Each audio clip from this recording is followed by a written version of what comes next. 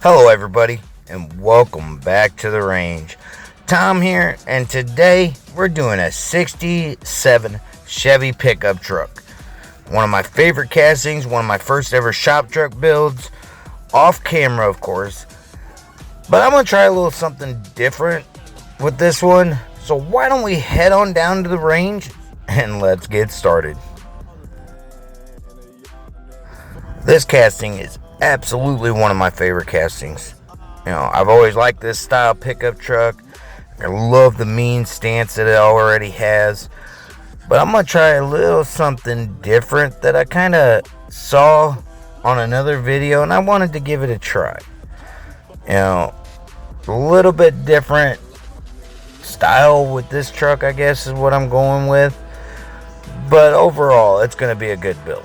You know, of course, I'm going to be starting off with the typical, drilling out the post, breaking it loose. I tapped the screw for the back later on, off camera. But I already cut off the front end.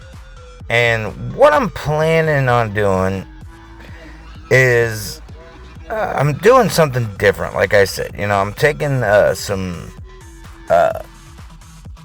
paper clips with the little color portion on it. I'm going to kind of trim it to size, and I'm going to make it have a tilt front end. It's something I've wanted to try with this technique that I've seen, and I thought about it, and I was like, you know what, that actually seems like it'd be a little more easier to do than the normal, paper clip thing that everybody tried to do. I cut it to size so it'll fit, inside where normally the base would go in at. And, I kind of wanted to do it that way. I made it, tried to make it as easy as possible doing this. And luckily enough, it came out tremendously cool. So I really like how the front end did on this. But it's really difficult to do it if the base and the front end's kind of attached. If you know what I mean, the grill and the front end. But the way I went about this, actually, it turned out really cool, and I love how it turned out. And it was a real simple design. I glued the ends, the two ends, and then the centerpiece I glued to the base. And luckily enough, it tilted fine. Like, it had no issues whatsoever, and I did it separately before I ended up cutting the front end. And you'll see me cutting the front end here shortly. But I'm just kind of, trying something new with this one. I was originally going to be doing a Nomad, a Chevy Nomad build, but that kind of went to scraps. I was going to do a 19 Silverado build. I was going to make it a six-wheeler, but that kind of went to scrap. I don't know what's going on with me. I'm kind of having like a brain block or something like that. So, I thought about trying something a little bit different with this 67 Chevy that I got from Paul over Diecast Graveyard. And Paul's a great dude. I love Paul. He's a very knowledgeable guy. He's very awesome to talk to. He knows his stuff. And, if you got any questions, feel free to ask him. He will do whatever he can to answer all your airbrushing needs, your casting needs, whatever you want to try out. If you're getting in new, if you're new getting into this hobby, he'd be one of the videos I would check out. Me, I'm still kind of relatively new. I've been doing this for on and off for almost 2 years. On video for about almost a year. So I'm still relatively new, and I'm still kind of learning things as I go too. But luckily enough, I have all the tools I'm going to need. And, honestly, if you're just getting out, starting with this, the best way to go starting off with is just starting off with the drilling and the tapping of the screws, paint job and wheel swap before you get into any of the more difficult customizing work. Me, I should have waited, but as soon as I got into this hobby, I was cutting and I was doing all kinds of stuff, trying to create the coolest car I could come up with. And I just jumped right into the whole customizing, like fully customizing, breaking it out and just doing what I can. And you see that I cut the front end off, and luckily enough, the lines are straight enough. I only had to file little portions of it, and I was really happy with the way this came out with the cutting of it, because normally I'm not really good at cutting straight lines with my jeweler saw. But all in all, it came out really cool looking. I like how, and this front end was the one I wanted to try to do it with, because it kind of, I could work on the diecast portion of it and not have to worry about, the grill getting in the way or me messing up the grill. I could put that to the side and just work on it from there. I've been doing my videos to where I don't show my paint work very often on the video, because normally I want to show what I'm doing more than the paint. I want y'all to be surprised with the paint job that I end up coming out with. And I like the paint scheme. Kind of got to get some better clear coat, but I'm working on that. I'm slowly building up to that. And that's the thing about this hobby. You can't just expect to get everything at once. It took me almost a year to get a majority of everything I need to do this hobby. And it takes a while. That it does. It takes a bit to get into this hobby. Honestly, it's really not that expensive. The castings are cheap. You can get them at Walmart for $1. But once you start getting into the airbrushing and the heavy detailing and the wheels and stuff like that, that's where it starts adding up. Airbrushing's not cheap, but it's not really expensive either. The most expensive part's the airbrush and the compressor and stuff. So once you get all that, like me, I didn't watch no how-to videos on how to airbrush. I just, watched, well, in a way I kind of did. I was watching Paul over at Diecast Graveyard's videos for the how-tos and stuff like that. And like, you seriously, if this is your first time checking into this channel, check out his page or check out his channel. He has so many YouTube how-tos on how to clean your airbrush, how to mix paints, and he's great.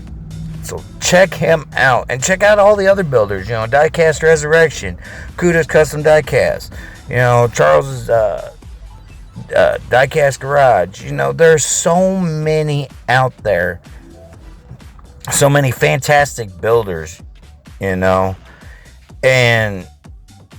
I want to do one little shout out to my buddy Andrew over at Maple Leaf Customs. Congratulations on getting a slot at the Four Horsemen.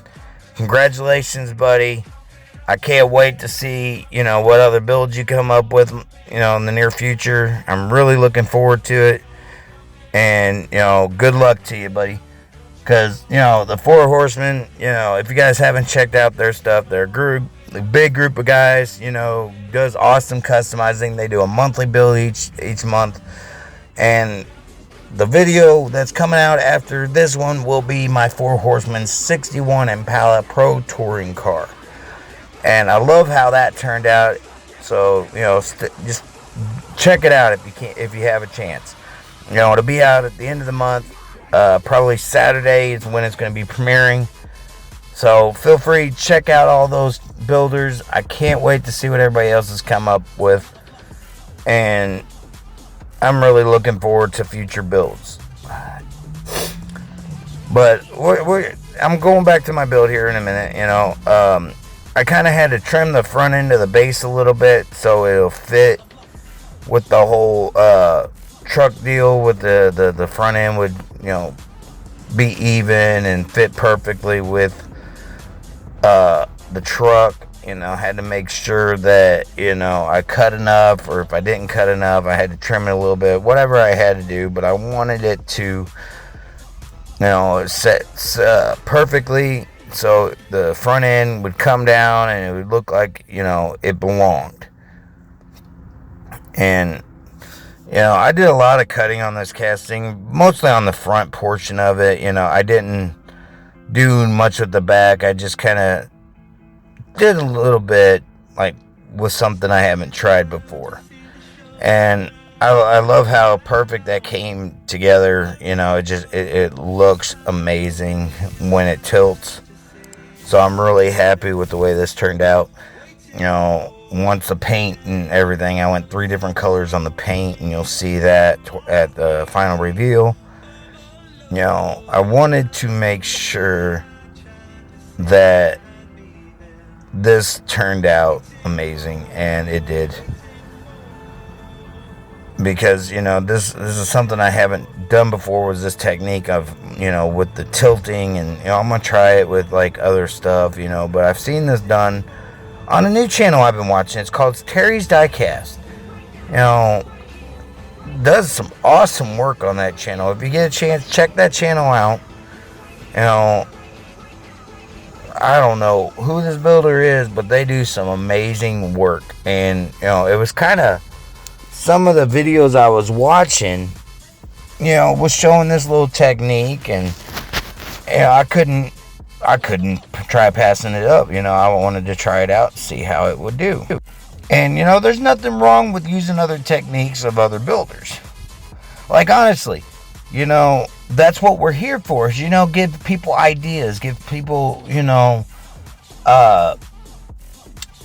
other ways of motivating, to give them some ideas to make their customs better, to do better, like, jobs, to do better paint jobs, And we're not here to criticize or downgrade anybody, because honestly, since I've been a part of this community, the diecast community, not one person has had anything bad to say about any of my customs. I don't have anything bad to say about anybody's customs.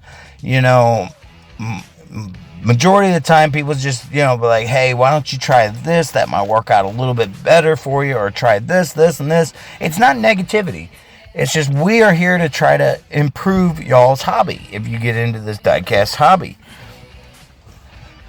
And that's the thing, is, like, since watching these builds, talking to Paul, and, just getting that it's made my builds better. It's made them better, like, in so many ways. And I've gotten a lot more confidence with, like, certain builds, and, working with my tools, and, it just helps. And with my Instagram, there's guys on there that, I talk to on Instagram that, are the same way. They throw out there and they show everybody their customs, and, everybody's like, hey, man, that's cool, and they are. Don't get me wrong. The ones that are on there are really awesome, castings. They're beautiful cars, and if anybody asks for help, I do my best to try to throw out my 2 cents. I might not be the smartest person when it comes to this this hobby, but I try to throw in what I would do more than what is wrong with their casting. Because honestly, I never see anything wrong with anybody's casting, because everybody's doing what they can with what they got. And honestly, that's all you can do. You can only do so much with what you got, and that's understandable. If all you got's rattle can, I've seen some tremendous, beautiful cars rattle canned. I got out of rattle can. I was doing good. Most of my, first 6 months of my builds were rattle can paint. And I got out of the rattle can because I wanted to get into airbrushing, because it looked so much better once you got, the certain paints. You had a more variety of paints you could use with, spray, airbrush. And you can mix paints and make your own colors. And that's a lot of what I do, is I like mixing my own colors. And that's kind of what I did with this one, is I had a couple colors and I made my own color, to go on this paint, or to go on this casting. And I was really happy with the way the paint turned out. I got a motor I'm putting in this thing, and I'm going to end up painting it and trying to make it look cool. And I didn't go all out and put spark plug wires on this one or anything like that. I didn't have time. I've been working on this for about a week now, and normally it don't take me that long.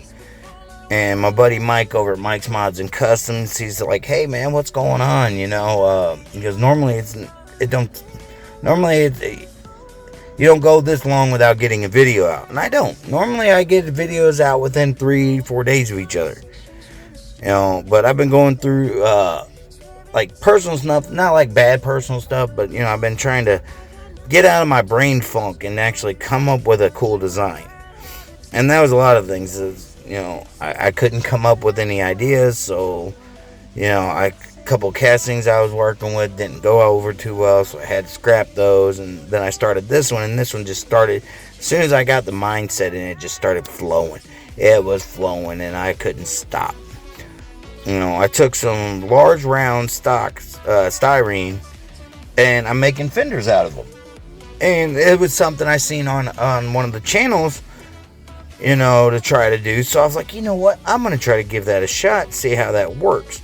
And believe it or not, it actually worked really well. Once the glue was set and everything, I was putting my Bondo on, so it filled in all the gaps, because I didn't cut those things really all that straight. It's really hard to. But, I got filling in all the open gaps and while it was there. And then, once it was all dried and stuff, I took some sanding paper and I sanded it down to the width that I wanted to get, and it looked amazing when I got done with it. I was really happy with how it turned out. Right now I'm kind of grooving out the holes because I'm putting some axle tubes in. I haven't really done much with axle tubes, but with the little wide fenders that I was putting on there, and I kind of needed to spread it out so it covered the wheels, and it did really good. I was really happy, because I got it perfectly even, and everything just fell right into place. So it worked out to like perfection in my book. These wheels, I got them from Mod My Ride or something like that. I got them off of eBay, and I got wheels from all different kinds of manufacturers. I got some Samed wheels that I got from Paul over Diecast Graveyard. He sent me some wheels a while back. And, I ordered some wheels because I wanted to go a different style and, go with that.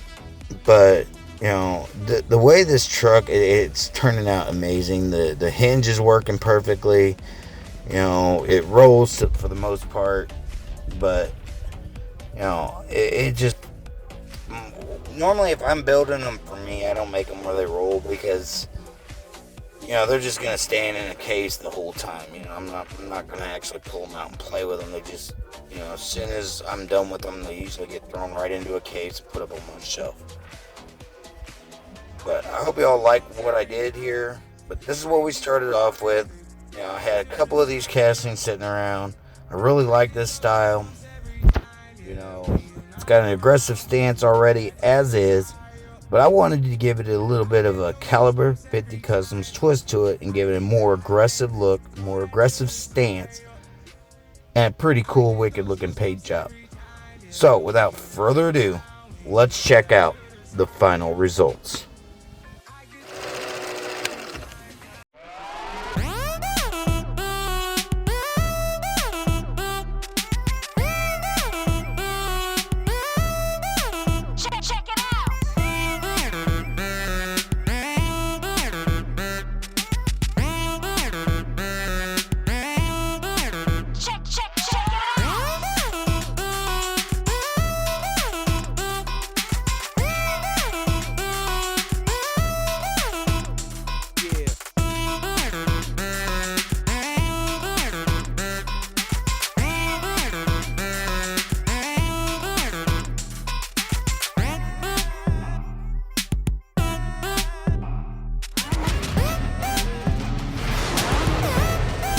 And I'll see you next time at the range.